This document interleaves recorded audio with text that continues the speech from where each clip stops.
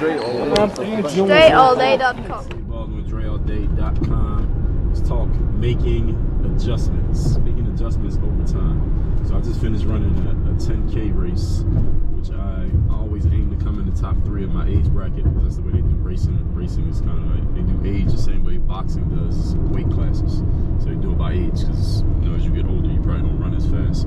I always want to come in top 3 of my age bracket. I did it. I'm 42 years of age, so that age bracket is the 40 to 44 bracket.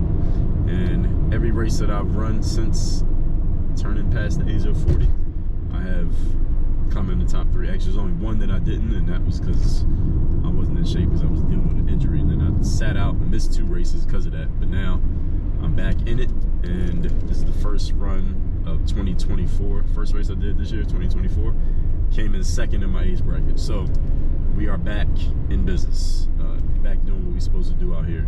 And the point of making adjustments is this.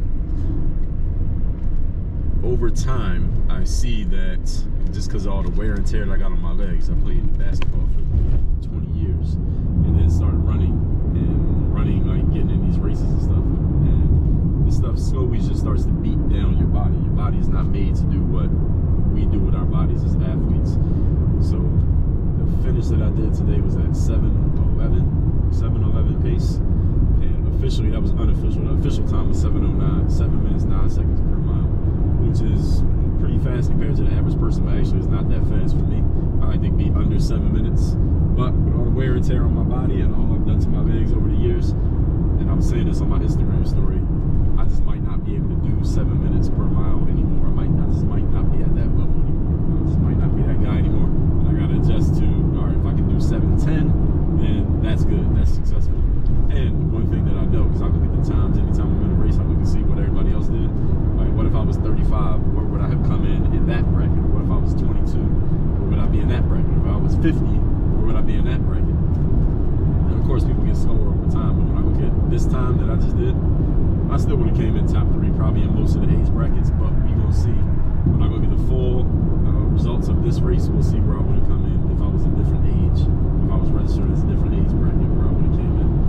The whole point being, over time, we got to make adjustments for ourselves, especially in the sports world. I'm making this specifically for the people in the sports world, because in sports, over time, your performance worsens, simply because sports is made for the youth. Sports is made for the young body. When the body can do all the things it can do, it can bounce back very easily. You run your fastest, you jump the highest, you're most flexible. And of course, as athletes, we always want to extend our shelf life. We want to extend our primes as athletes and still be able to perform even as we get older. But at the same time, science is science, biology is biology, and we can't do the same things at 42 that you did at 32. That doesn't work that way. And maybe even at 22. So the adjustment is physical and mental. Physically, you got to make the adjustment. What do you want to ask of yourself?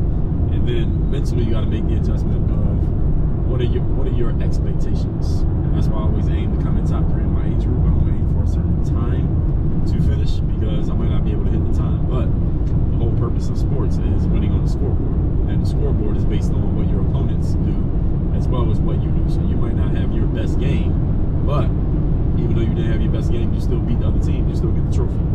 Right? So it's mentally understanding, it's mentally setting proper expectations for yourself, given your limitations, and you have to respect whatever limitations you have, fight against them, of course. You see many athletes, LeBron James, Tom Brady, many athletes will be older and at an age where most of their peers are no longer even competing, let alone winning, but they still win because they find a way to fight against time. But it's a huge commitment to be able to do that. And at the same time, they still aren't doing all the same stuff they were doing 10, 15 years ago. They just found a way to still compete and win, despite the fact they're still no longer their peak athlete, peak bouncing back, peak pliability, etc. And it's the commitment that they make to what they do outside of the competitions that put them in that position. And this is the adjustment. Because when you're 25, when I was 25, I wasn't foam rolling, I didn't really put ice on my body, I wasn't paying any attention to what I was putting in my body as far as foods and stuff like that. I wasn't taking any kind of supplements. I would eat anything, anytime, didn't matter. And I would wake up the next day, go out there and play, and still jump 40 inches in the air. It was nothing. But But now I can't do that. Now it's when I get home right now, I gotta foam roll, I gotta do the ice, I gotta make sure I'm taking the supplements, I gotta do all these things to make sure I'm taking care of my body, because my body's not gonna bounce back as easily tomorrow, let's say, or if I'm gonna run the day after tomorrow or the day after that, it's not gonna bounce back as easily as it would back in the day. And all of us, every day, we're getting a day older. And once you get to this point, especially those of you who are demanding of your body physically, you got to make these adjustments. And for those of you who are not, I'm just saying that as you get older, you got to keep your mind sharp. You got to keep, and actually for everybody, as a matter of fact, because all of us going to be using our minds or need to use our minds at some point in life, whether you play sports or not. You got to keep your mind sharp, and your mind will start to get old the same way if you don't do things to keep it on point, to keep reading, keep challenging yourself, keep thinking, keep hanging around people who are going to force you to expand your way of thinking and expand your mind. All of those things are adjustments you have to make as you get older, because again, you're not going to be able to do the same stuff the same way or do them as easily as you did when you were younger. And here's the other thing, you're going to be older longer than you're going to be younger. So whatever you consider young, and if you listen to this, whatever age bracket is young to you, you're going to be old longer than you're going to be young.